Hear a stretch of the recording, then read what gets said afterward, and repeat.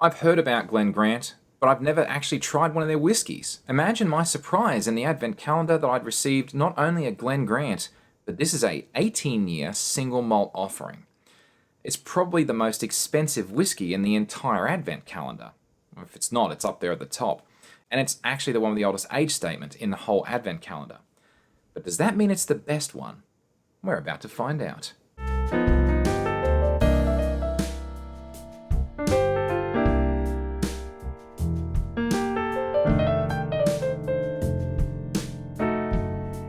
This is Whisky. I'm John Chidgey. Always remember to drink responsibly in moderation and where and when appropriate.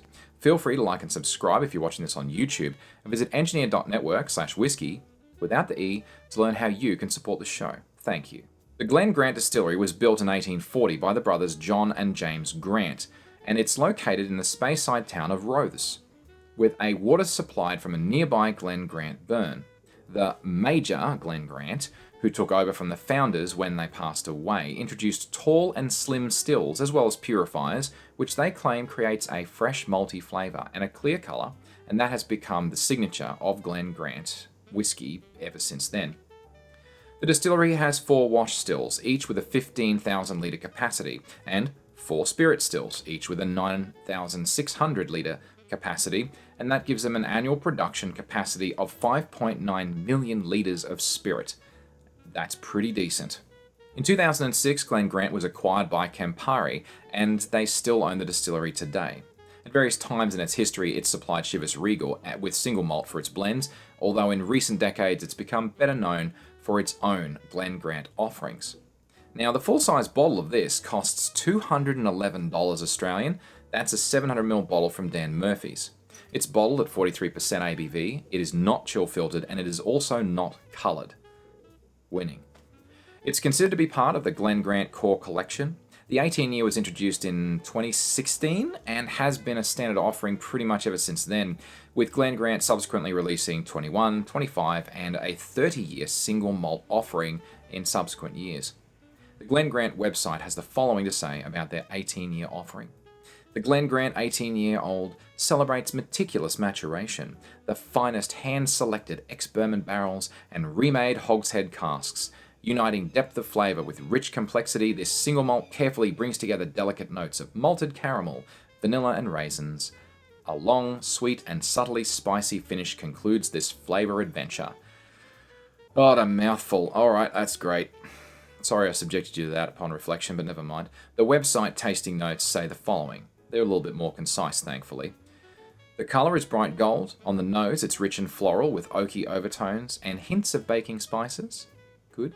On the palate, it's malty caramel, delicate, dried raisins and vanilla, and the finish is long, sweet with hints of nuts. See? Told you the notes on the finish were much better than the damn PR waffle. Okay, moving on. Glen Grant, 18. What have you got for me? Yeah, look, I'm only going to call that like an amber, a light amber colour. It's not particularly dark. Looking for legs now. Some of them are starting to form. Not lots of them. So like moderately running in terms of how fast they're running. See how we go on the nose now. It's quite gentle on the nose. Like I get the oak, but it's not blowing my nose off, which is nice. Nice and floral. Doesn't smell overly sweet. Smells Highlandish, I guess. But to be honest, it smells pretty balanced. It smells pretty it smells pretty nice. It's not blowing my nose off. All right, come on. I got to try this. Let's see how we go. Oh, I like that. Oh, Bernie. Oh. Bernie on the back. All right. Let's start with what I like on the palate. Oh my god, they weren't kidding about that caramel. That is a strong caramel. It's a strong, rich...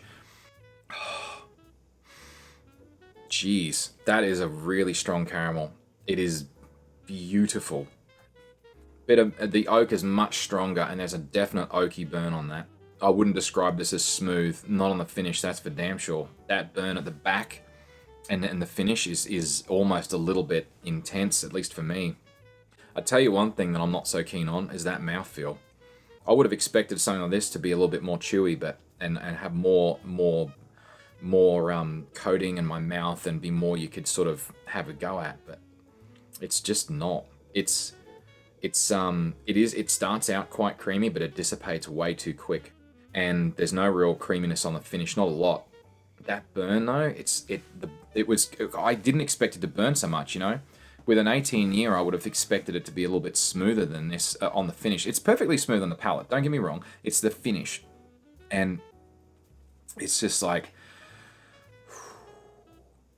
my whole chest is nice and warm right now. It's not bad at all, eh? This is quite nice. It's just not what I thought it was going to be, and so it kind of caught me a bit off guard. It doesn't smell like it's going to be that much of a kick in the finish, eh? It smells pretty, balanced and gentle. It's not gonna, but I'll tell you what, on the palate, my God. Oh God, I do like that though.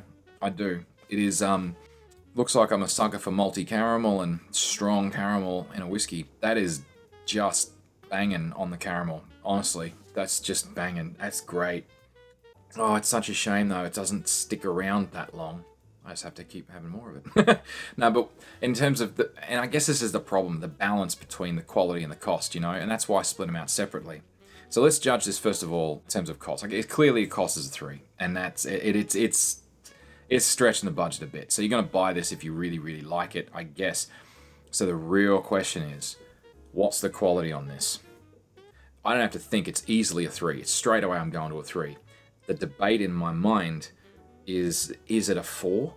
My problem is with making it a 4, if I said that, like, I don't like that mouthfeel. It's so important, because having a great flavor is one thing, having it stick around that you can savor and enjoy, that's the difference between a 3 and a 4 and ultimately a 5. But ultimately this is just not, it doesn't have that mouthfeel that I'm searching for. But my God, if you like a nice caramel, this is just banging, honestly. I know I've said that a lot, but it's quite the caramel explosion in your mouth. That is for damn sure. So I'm going to give this a 3 for quality. It is a high 3. It is a solid 3. But honestly, because of that price, oh gosh, I just wish it was a little bit cheaper, because if it was more accessible, I would just grab a bottle of this and have it as an everyday thing. And I would go to it regularly, but at that price, it's a yellow, and you might have it for something different, but geez, you wouldn't want to have it too often, eh? It's just a little bit too on the pricey side. But I tell you what, banging caramel, I'm loving it for that. Hello. And with that, cheers. See you next time.